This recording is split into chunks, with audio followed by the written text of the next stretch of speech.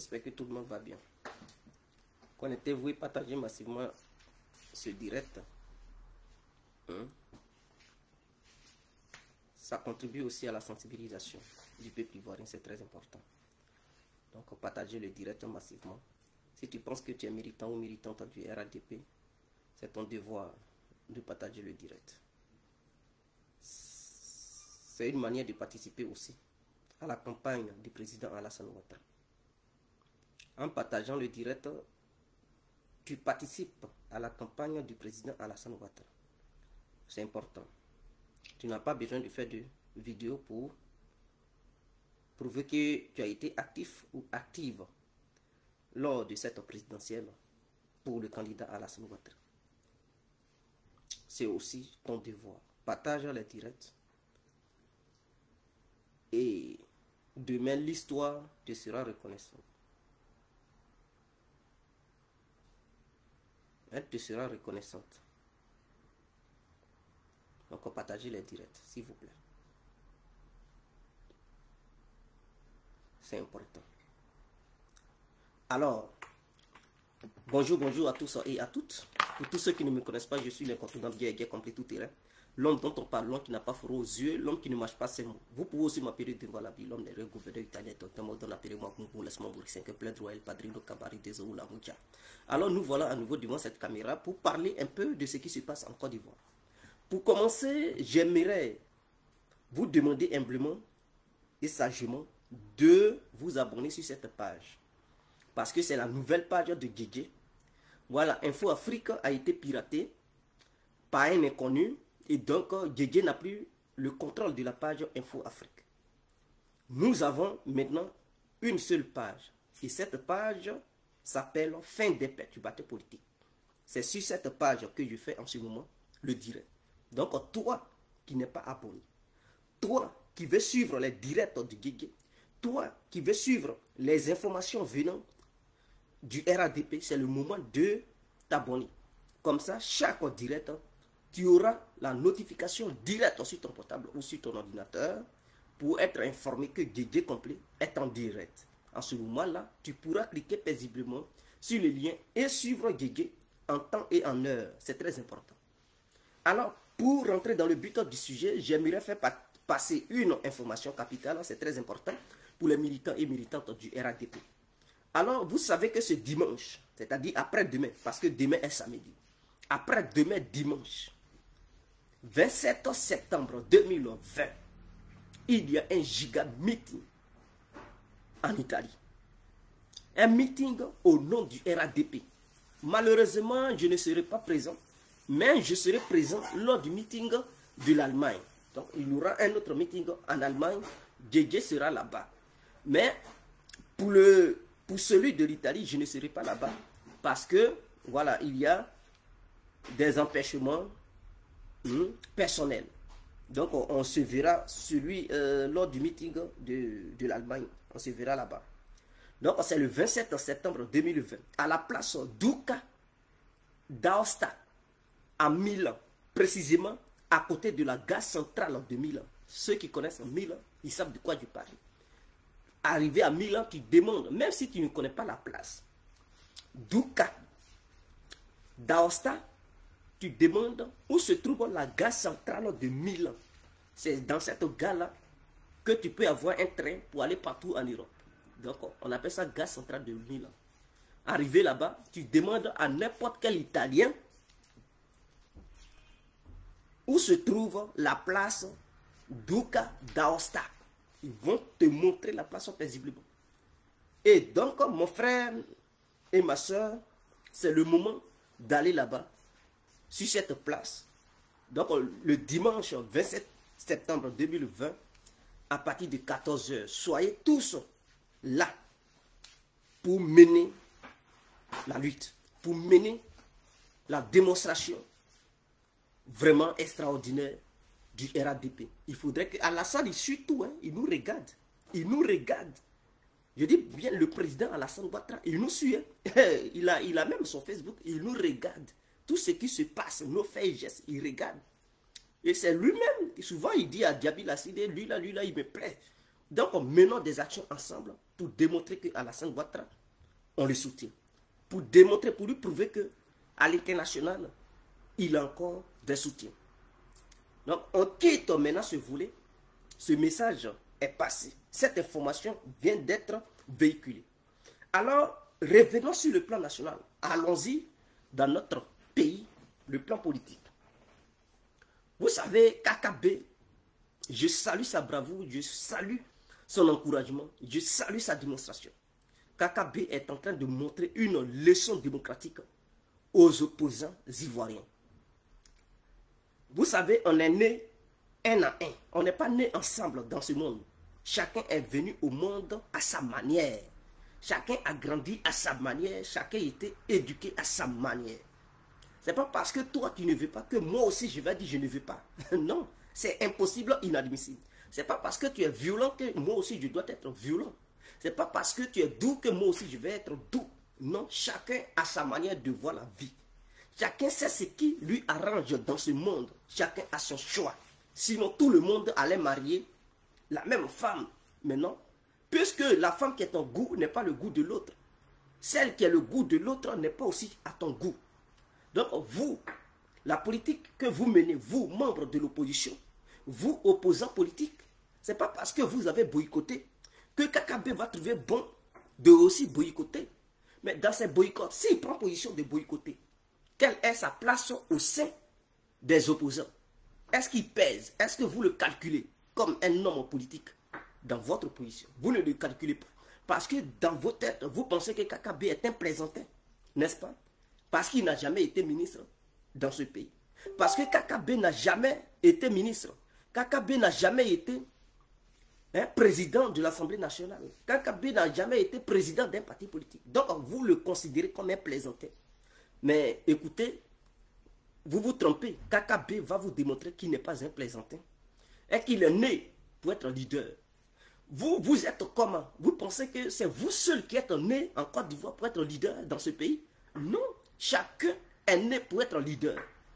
KKB est né d'une mère et d'un père. Est-ce que vous comprenez? Il a été élevé et il a grandi. Il est né là, ce n'est pas pour devenir mouton. Il est né pour acheter mouton. KKB est né pour devenir leader. Il vous a trop suivi. Il vous a trop suivi. Jusqu'à vous avez commencé à le broyer, comme s'il n'était rien. Vous ne l'écoutiez pas.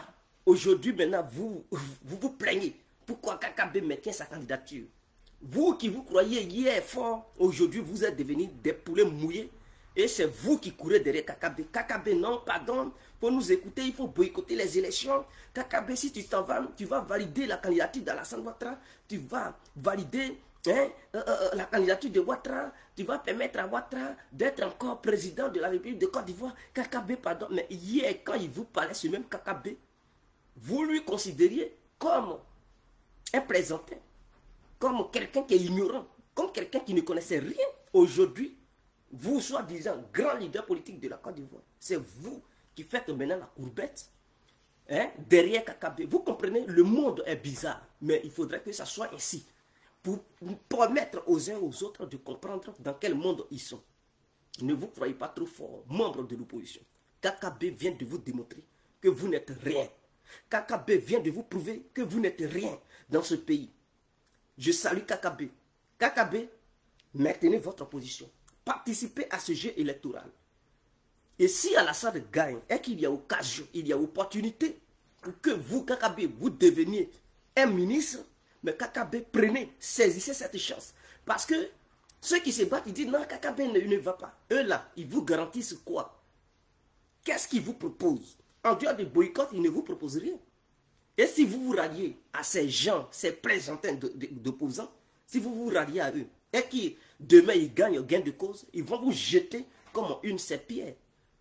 De la manière ils l'ont toujours fait au sein du PDCI. Ils ne vous ont jamais considéré. Voilà pourquoi vous vous êtes porté candidat en tant que indépendant. Parce que les membres du PDCI n'ont pas voulu vous soutenir. Ils ont plutôt préféré soutenir un vieux qui n'a plus d'avenir et qui ne garantit rien au peuple ivoirien. Donc vous êtes un candidat indépendant pour le bien-être de la Côte d'Ivoire. Je sais que vous êtes animé par la rage de vouloir un jour briguer la magistrature suprême. C'est très important, mais devant Alassane, vous ne pouvez pas. Vous ne pouvez pas parce qu'Alassane est d'une autre dimension. Mais c'est très bien parce que en allant aux élections avec Alassane Ouattara, vous laissez un nom aux Ivoiriens. C'est-à-dire, c'est salutaire. Il fut une année, les gens diront dans les années futures, qu'il fut une année où les grands leaders de la Côte d'Ivoire fuyaient devant Alassane Ouattara. Il y avait un seul qui avait tapé la poitrine et qui s'était dit qu'il n'allait jamais fuir devant Alassane Ouattara. Et ce dernier, c'était Kakabe. Vous rentrez dans l'histoire de la Côte d'Ivoire. Mais vous savez bel et bien que vous allez être battu par Alassane Ouattara. Mais vous participez pour qu'un jour vous deveniez président. N'est-ce pas ce que Laurent Gbagbo avait dit en 90? Il savait bel et bien qu'il allait être maté copieusement par Feu Félix Houphouët-Boigny. Mais il dit qu'il avait participé pour qu'un jour il devienne président. Donc, en participant à ce jeu électoral, vous vous détachez de Soro Guillaume et de Blé Goudé, puisque vous êtes de même génération. Chose qu'ils n'ont jamais fait, c'est-à-dire qu'ils n'ont jamais été candidats aux élections présidentielles dans notre pays. Et si vous, Kakabe, vous le faites aujourd'hui, vous prenez encore de l'élan. Vous rentrez dans une autre dimension dans laquelle eux, ils ne sont pas encore entrés. Vous comprenez? Donc les Ivoiriens, c'est une manière de vous faire connaître encore. Une manière de prouver au peuple ivoirien que vous pouvez être leader dans ce pays. Et que le peuple n'a qu'à aussi vous faire confiance. Et que vous n'êtes pas une marionnette des opposants de Côte d'Ivoire. Vous n'êtes pas un traître à la nation. Et que vous êtes déterminé, coûte que coûte, à diriger la Côte d'Ivoire. C'est très important. Et nous saluons votre bravoure. Et c'est ça qu'on appelle un jeune ambitieux, un jeune courageux, un jeune battant. Et vous êtes, vous regorgez tous ces adjectifs qualificatifs. S'il y avait encore d'autres adjectifs à utiliser pour vous qualifier, Monsieur Kakabe, j'allais vous qualifier ce soir. Parce que je vois en vous quelqu'un de bien, quelqu'un qui veut apaiser, quelqu'un qui veut la paix au sein de notre nation. Quelqu'un qui ne veut pas faire endeuiller encore le peuple ivoirien. Par contre, tous ceux qui se sont mis en groupe, si jamais ils créent des hostilités pour endeuiller le peuple, ils seront responsables. Et vous, Kakabe, vous aurez de faire de leur manigance satanique et diabolique. Voilà. Voilà la vraie vérité. Donc, je suis très heureux de vous voir participer. Montrez-leur une leçon magistrale et démocratique. C'est très important. Je salue aussi Alassane Ouattara pour sa résistance face à cette pression internationale. Vous savez, lorsqu'on vous dit il y a leader, des gens ne comprennent pas. Le leadership, on est avec. On n'apprend pas à être leader. On est avec le leadership. Et c'est ça le cas d'Alassane Ouattara. Alassane est né en tant que leader. Alassane n'est pas né pour apprendre à être leader. Quand tu es leader, ça se voit.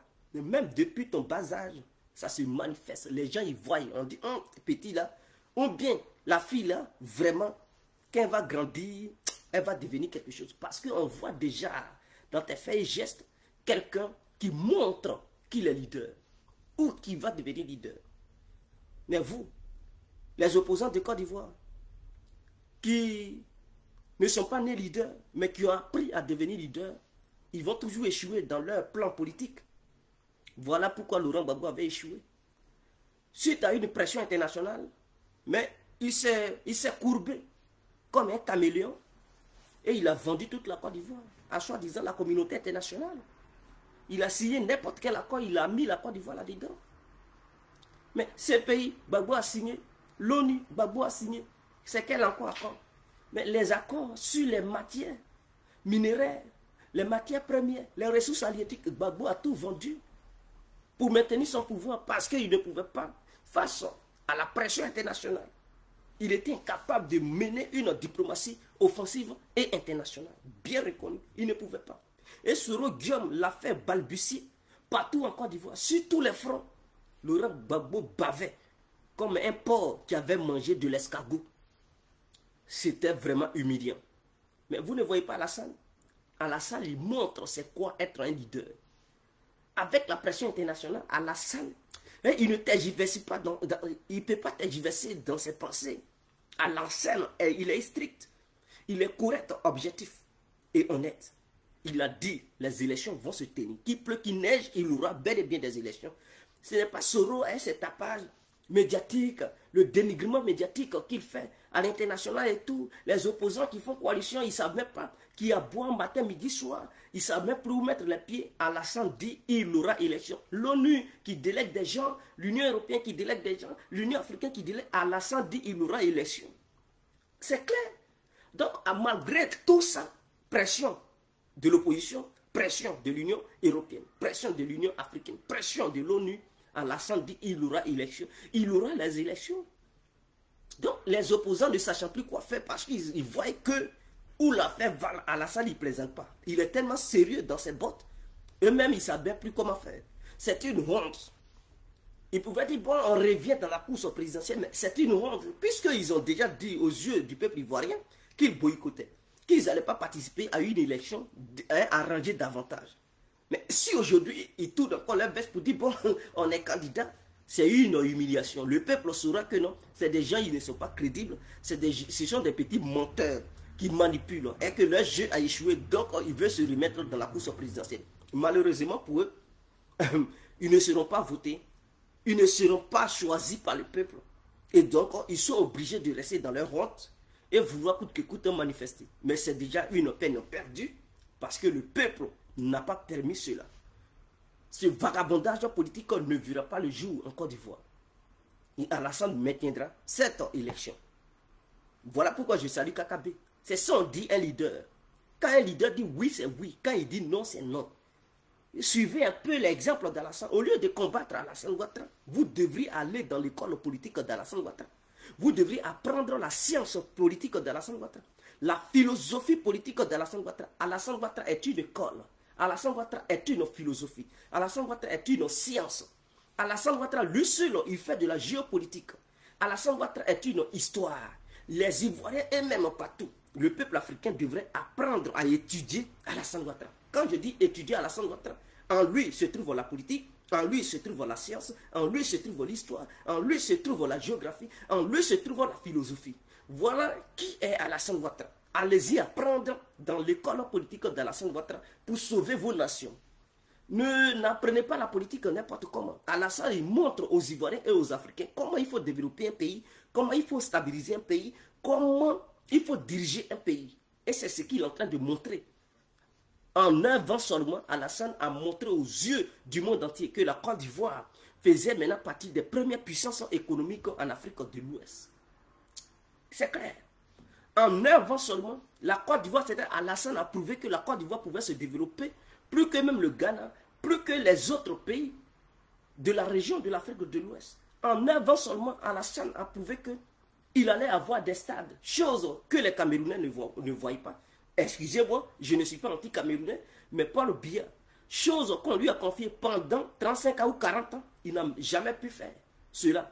Ça veut dire qu'il est capable, ce vieux Camerounais, qui veut faire la politique et se comparer à Alassane Ouattara, il n'a jamais décollé. Vous partez au Cameroun, il n'y a que de la boue partout, même au sein de la capitale. Vous voyez hôtels 5 étoiles, on dirait les hôtels qui coûtent, les hôtels 1 étoile de la Côte d'Ivoire. C'est ça qui est l'hôtel 5 étoiles là-bas. Pendant qu'en Côte d'Ivoire, on pense à des grandes réalisations, c'est maintenant les Camerounais, ils font des plans. Comment on va faire pour développer Douala ou bien Yaoundé. Vous voyez, Douala ou Yaoundé, là, ça ressemble à une ville. Là, ces deux capitales là, ressemblent à des villes qui ne sont pas considérées comme des capitales en Côte d'Ivoire. Maintenant, quand vous voyez les différentes capitales, vous partez à Bassam, ça a été la première capitale, Benjerville, la deuxième capitale, Abidjan, troisième, Yamoussoukro, quatrième. Ces villes-là, quand vous prenez ça, une fois arrivé là-bas, vous pensez que vous êtes en Europe ou aux États-Unis. Parce que ce sont des villes magnifiques. Je ne parle même pas d'Assini. Assini même, c'est d'un nouveau level. C'est-à-dire, si vous arrivez à Assini, vous pensez que vous êtes à Dubaï. Tellement c'est bien construit, vous voyez l'eau, la lagune, tout est. Non. Quand vous arrivez là-bas, vous vous demandez, est-ce que c'est la Côte d'Ivoire? On vous dit oui, c'est un pays africain, bien sûr. Et ici, c'est la Côte d'Ivoire. Et le prix, hein, le coût de la vie à Assini, c'est très élevé. Parce que là-bas, ce sont des riches. N'importe qui ne peut pas se lever pour aller vivre à Syrie. Chose qui n'existe même pas dans les autres pays. Tu vas là-bas, tu es à l'aise. Parce que tout est l'eau. Ce sont des îles en fait. La lagune vous entoure.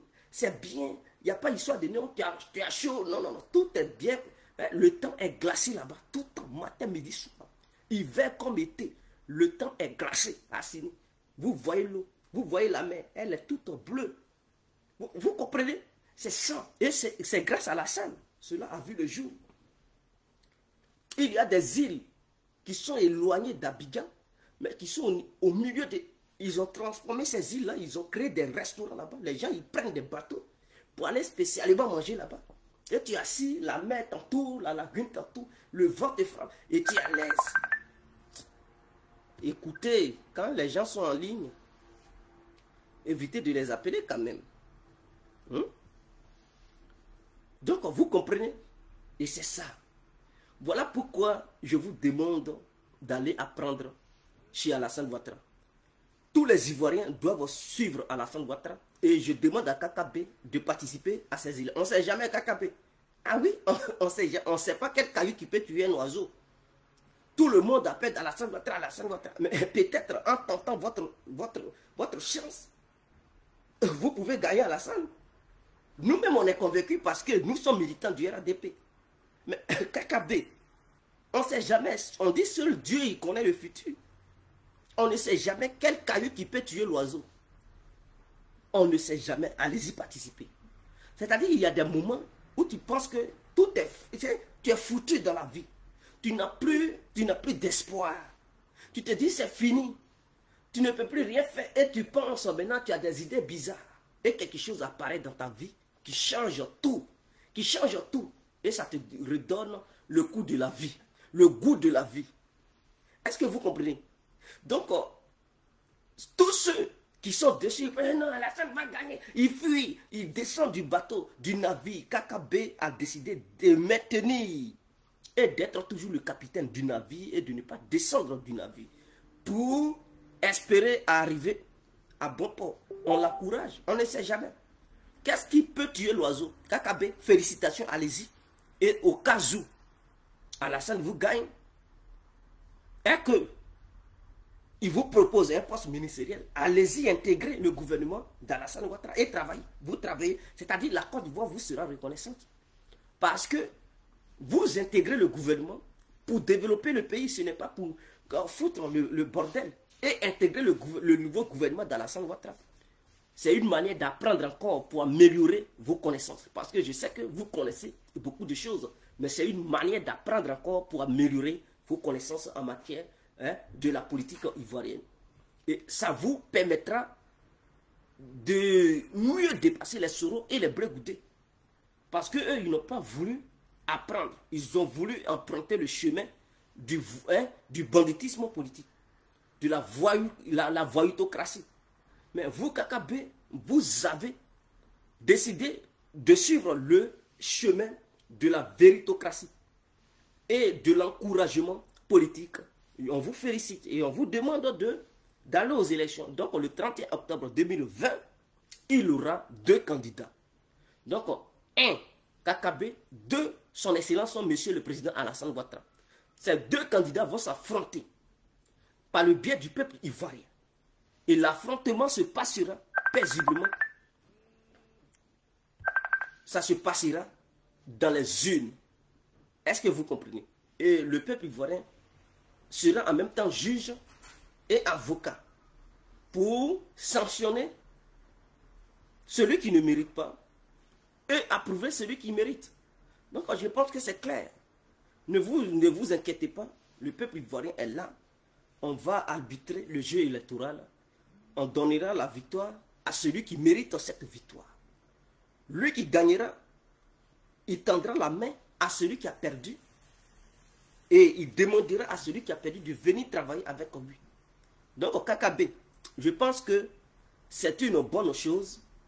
Vous aurez un poste ministériel et vous travaillerez pour le peuple ivoirien avec le président Alassane Ouattara.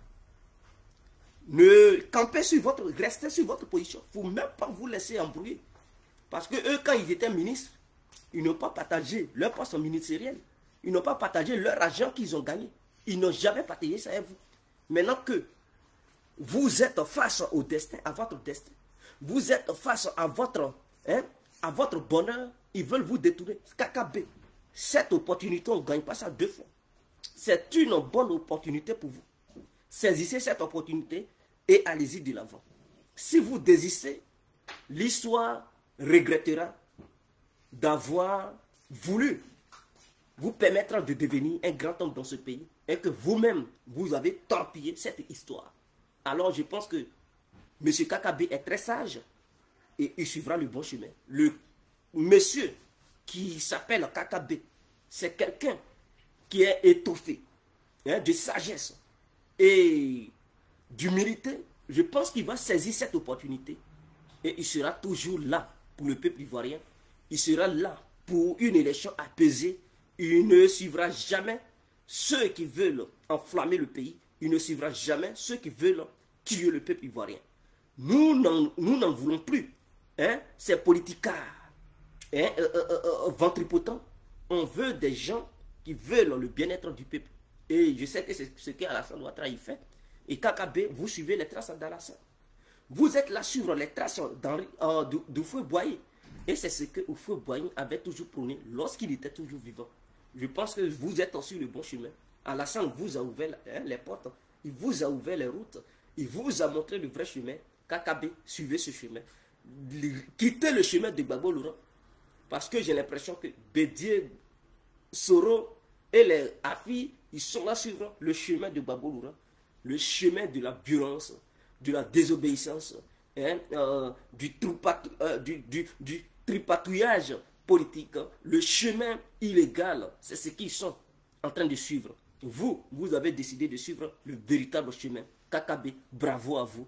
Et nous vous attendons le 31 octobre 2020 pour les élections. On vous encourage d'aller battre campagne partout en Côte d'Ivoire. Les Ivoiriens qui seront fascinés pour vous, ils vont aller vous voter. Ceux qui aiment Alassane Ouattara vont aller voter Alassane Ouattara. Et le vainqueur reconnaîtra sa défaite.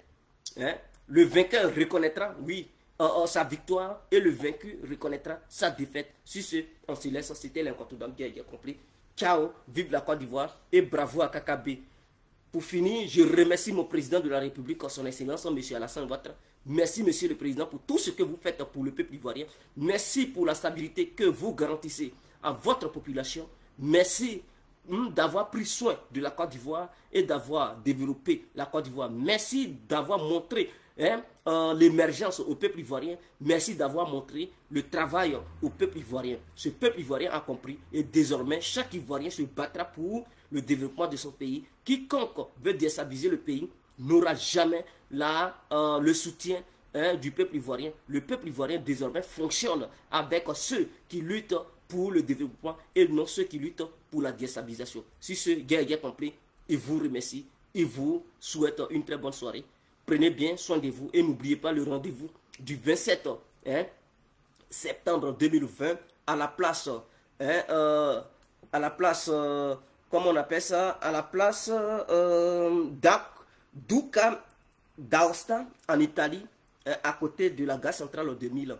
Ciao, un grand meeting pour ceux qui n'ont pas suivi le direct en Italie le 27 septembre 2020, c'est-à-dire ce dimanche à partir de 14 h. Voilà, soyez tous là-bas et tout. Moi, je ne serai pas là-bas, mais celui de l'Allemagne, j'y serai. Donc, on va se retrouver en Allemagne les jours à venir. Ciao, on est ensemble.